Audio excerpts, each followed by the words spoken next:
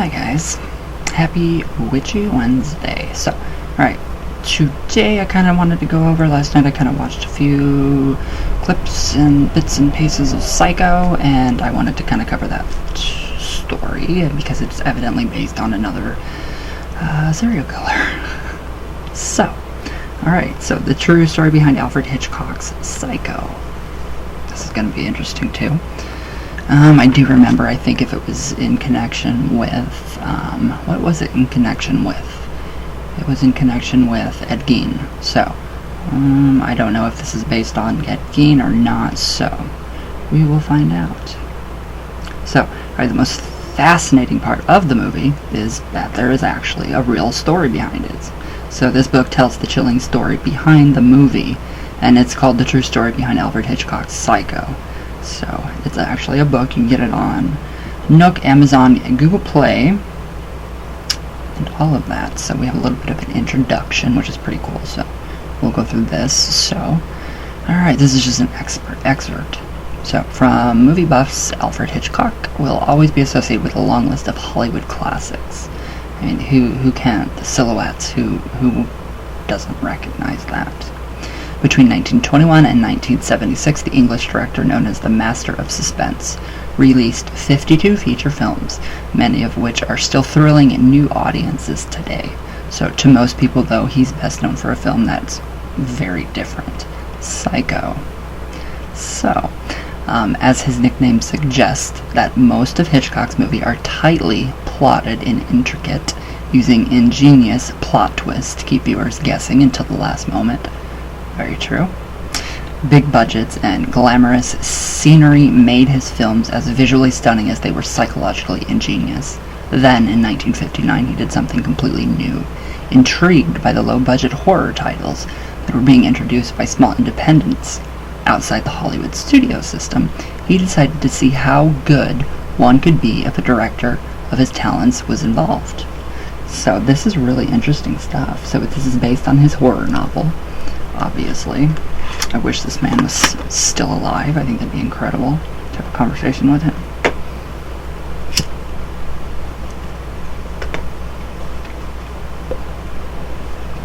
It's kind of scary. It's kind of scary that this stuff actually did happen. And it is still possible that it can happen, especially with the strangers. Even though it's not based on a specific true event, that could very well happen. And that's really scary. I mean, you know, when you live out in the country... and on a farmhouse that is, you know, you have no neighbors. It's kind of a little creepy when you really get into these real tales. So, alright, so his plot idea came from a newly published horror novel, loosely inspired by one of the most gruesome crimes of the 1950s, the tale of a small-town grave robber and murderer who turned female bodies into grotesque homeware articles and freakish clothing. Hollywood wasn't interested in the book. Such sensationalist, not to say gory material was beneath them, and the studio executives thought it wouldn't bring in the audiences. So Hitchcock thought they were wrong, and with his trademark single-mindedness, he set out to prove it. Obviously, they were wrong because he is a legend. Today. A very, very amazing man. So, through the end of the winter of 1959 and into the early summer of 1960, Hitchcock worked in a small TV production lot outside the hub of Hollywood. I love that. That is amazing. As industry moguls shook their heads in reproach, he surrounded himself with his own production crew, taken from his TV shows, and talked a small group of talented actors and actresses into risking their careers on a violent, morally ambiguous shocker. I like that. Tight security sealed his lot off from the curious press until, in late May, he threw the doors open and invited the cameras in for a tantalizing trailer that he narrated himself. In the meantime, he had overcome technical challenges, budget problems, with the suspicion of the movie censors who had battled with him over scenes showing fornication, murder, and weirdly bathroom fittings. There are worse movies back then. A lot worse than his. So, alright. So, but early June, The movie-going public was eager to learn that what all the mystery was about. So the film critics were less thrilled, denied the advanced screenings they felt their exalted status entitled them to. So they sneered at Hitchcock's antics and predicted disaster for the movie. When the doors opened and they joined the public in front of the screen, their viewers were faintly damning. Not Hitchcock's best, but critics agreed unstable, unsubtle, a gimmick, and in a bad taste. So the audiences didn't agree. They loved it and flocked to see it in millions. By the end of the year, it was the highest grossing film of Hitchcock's career and the most profitable black and white movie of all time. Even today it remains popular, with 3 sequels and a TV spin-off that have made it even earned the dubious honor of a modern remake, which flopped. Wow. Yeah, I don't think anybody can do Hitchcock's anything over again. Remakes of Hitchcock, I don't know. If the Sosko sisters were to do it, I think it would be done in a very, very well, in his footsteps. I think they would just put something amazing, a twist to that. So, and don't forget Rabid.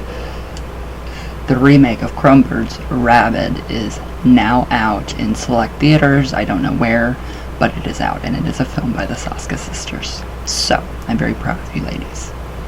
Alright. Okay, so for Hollywood, Psycho changed the rules. The Prohibition era censorship that set boundaries for the movie industry had been under strain for years and was routinely bypassed by independents and foreign imports. So now one of the giants of the industry had driven a bulldozer straight through it. Within a few years, it had crumbled away completely and been replaced by the modern rating system. So the success of Psycho opened the way for a flood of low-budget shockers. They're great films too. Low-budget movies. I mean, Dead Hooker in a Trunk. That's an amazing movie. It's a romantic road trip. A comedy.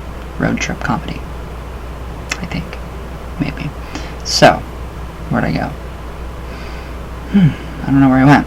Oh, within a few years it had crumbled away completely and it had been replaced by the modern rating system, so yes, whatever. Alright, but it also left the road clear for classics of suspense like Halloween and Silence of the Lambs. So, Psycho hit the screen in June of 1960.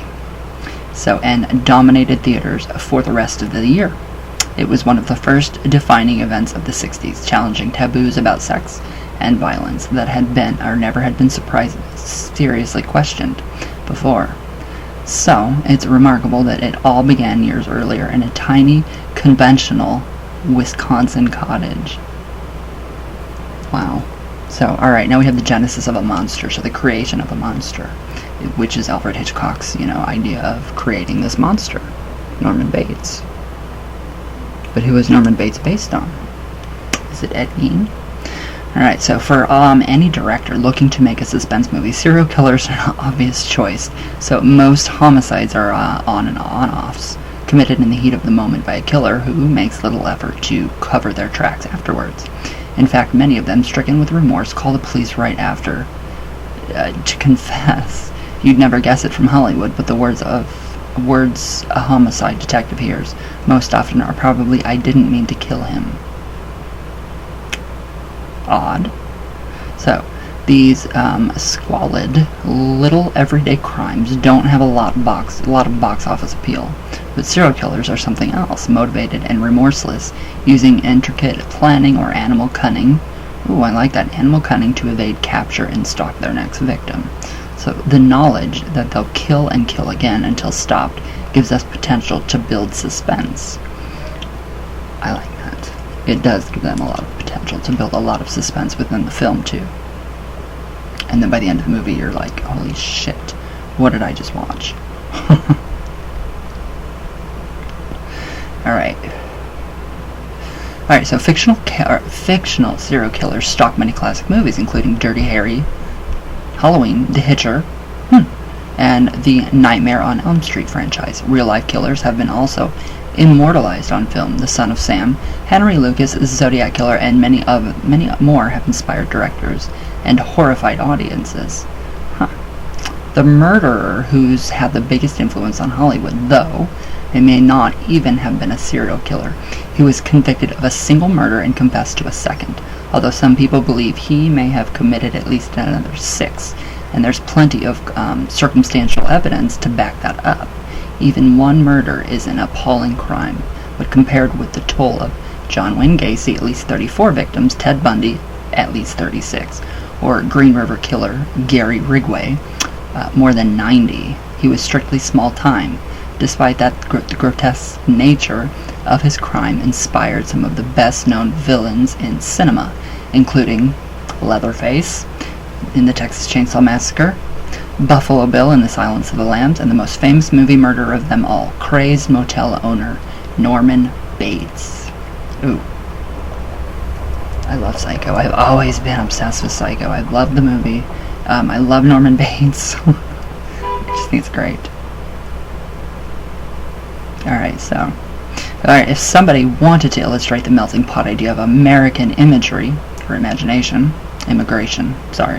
they had pressed to find a better example than Wisconsin. At one time or another, just about every wave of immigration to the USA has washed over the state. So the one that's the most influence on it's crested in the late 19th century, when hundreds of thousands of Germans stopped into the growing industrial towns. So these hard-working newcomers, mostly from Prussia and Westphalia, settled in well and devoted their energies to succeeding in their new land. They clung to elements of their old identity, though. So German was often spoken at home, and it took generations or two for the names of their children to become pretty much angelicized. And most of them stayed within the religion they'd brought up in, so the Lutheran Church.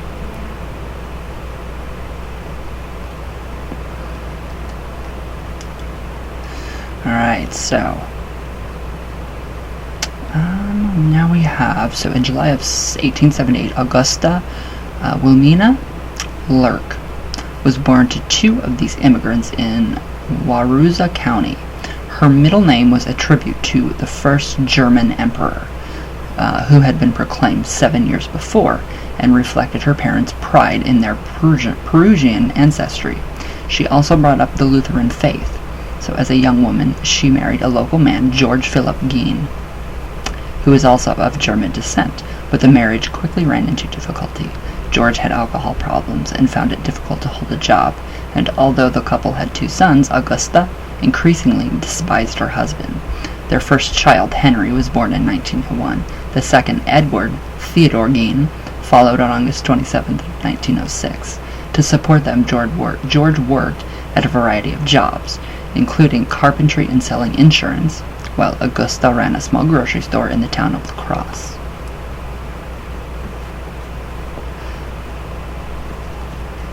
I'm guessing this is the parents of the Norman Bates. So, where'd I go? Okay, so the store provided most of the family's income, and George's irregular earnings mostly ended up being spent on alcohol. Augusta, a strong personality, became increasingly overbearing thanks to her role as a breadwinner and effective head of the family. And that was, taboo back then, way taboo. So this was to have a terrible effect on her younger son, a shy child who didn't feel comfortable in social situation. Edward was steadily warped by his mother's dominating behavior until a quiet but good-natured boy had been transformed into a monster. Ooh. So the making of a monster. Oh. Along with her growing self-importance and sense of superiority, Augusta's personality was also being transformed by her religious views. The German Lutheran faith is an undemonstrated one, mostly concerned with promoting the virtues of hard work and a Peruvian sense of good order and thrift. So in Augustus's case, the spirit of the time was changing it into something very different. So scholars of American Christianity sometimes call the period from 1850 to the USA's entry into the First World War the Third Great Awakening. So in these decades, the country generated a huge number of campaigning pastures, mostly from Protestant sects and mostly concerned with social reform. Yuck. So the temperance movement that led to prohibition and its roots in this phenomena, as did the late 19th century surge in missionary activity, but it had positive effects too. So crusading church groups pushed for many reforms to child labor laws, women's suffrage, and the emancipation of slaves, as well as founding many of America's leading universities. So these reforms all came out of a muscular, justice-driven Protestantism of the hard work and cold baths school of thought. But the Great Awakening energized other sorts of preachers, too, especially in the Midwest. Millions of people listened to tent revivalists and prophets of Armageddon. Oh boy. Some of them were little more than con men who used the Bible as a prop. Others were genuinely just crazy. Augusta Guin seems to have spent too long listening to the second type. As her sons grew up, she became increasingly obsessed with sin and degeneracy, a fixation that worked its way into the insults she threw at her husband. Her views of society also began to change. America, she started to believe, was a cesspool of immorality and vice. In fact, it was then, as it is today, easily the most devout of the Western industrial nations. More and more, her thoughts turned into protecting herself and her sons from the corruption that world inevitably infected them without her intervention. That's just, creepy. Who does that? Who does that kind of thing? It's very, very creepy. It seriously is very creepy. Norman Bates, obviously, is a fictionalized character created by an American author, Robert Bloch, as the main antagonist in his 1959 thriller novel, Psycho. He was portrayed by Anthony Perkins in the 1960 version of Psycho, directed by Alfred Hitchcock, and the Psycho franchise. He was also portrayed by Vince Vaughn in the 1998 version of Psycho and by Freddie Highmore in the television series Bates Motel, 2013 to 2017, and it's still going on. Vera Farmiga from The Conjuring, the whole Conjuring franchise and the Annabelle franchise, is in that movie. She is Norman Bates' mother. So she's very good. Very good. So unlike the franchise produced by Universal Studios, Norman is not by principle antagonist in Bloch's subsequent novels, and is succeeded by copycat killers who assume Norman's identity after his death in the 1982's Psycho 2. So despite wide-ranging assumptions, the character was not inspired by Wisconsin murderer Ed Gein. So he wasn't. This is not based on Ed Gein.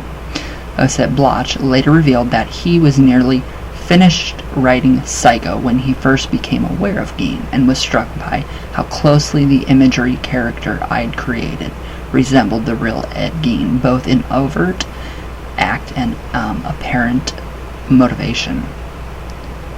So wow, that is really insane. That seriously is insane. We have a lot of Psychos too. The Bates Motel, it's a TV series. Yeah, Vera Farmiga plays the mom. It's amazing how much there is on this specific topic. Wow. It is really, really, interesting. So yes, so he is not based on actual serial killer. So we don't have anything on Norman or Psycho. But then Bloch, went on to say that he didn't realize, how closely related his character he created for Psycho, his novel, was so closely linked to Ed Gein, so there's still that connection. I don't know. So yeah, now it's just kind of up in the air. So is there really truth to Psycho? I mean, the coincidence is very uncanny. Is there no truth? It's very different. So obviously it was based on something, somewhere, obviously, but I'm not sure. Now I'm confused. I don't know if this was based on a true story. I don't know who it's based on. I don't know what serial killer it's based on. It just kind of doesn't make any sense right now. So, what do you guys think? What do you guys think about the whole Psycho series, the whole Psycho franchise? It's pretty amazing. I mean, the movies, the originals are great. The black and white. But, I don't know. I honestly don't know. So it's pretty weird. So, alright. So, just a few updates since I've been doing the whole Annabelle thing. A little creepy trying to channel the Annabelle energy into that doll. I don't know if that's the best idea for me to do. I honestly don't. It's really weird. The lights start to flicker at night now. Last night and the night before, around this time, you can hear our ghosts get just a little active, a little louder. So it's walking up and down the stairs, and it's loud. And then there's somebody literally, it felt like somebody was behind me last night the whole time. I could feel them pressing against me. Siri comes on. How can I help you? Of course, I'll look that up for you. I'm like, wait, there's nothing there. Nobody said anything. So I don't know if it's the best idea to try to channel the real Annabelle's energy into that doll. Because she's looking more and more alive every day. And she looks like she could blink at any minute. So, but yeah. Alright, guys. Halloween is almost here. Oh, no, it's not. But it's coming, so. Alright. I love you all very, very, very, very much. I hope you guys have a great day. I'll see you guys tomorrow. Happy Witchy Wednesday. We had really good cards for today, so. I love you all very much, all the way from Venus, all the way back down. But yeah, let me know what you guys think about the whole Psycho series, the whole Psycho franchise. It's becoming very crazy, very cool. So, alright guys, I love you all very much, and I will see you all tomorrow.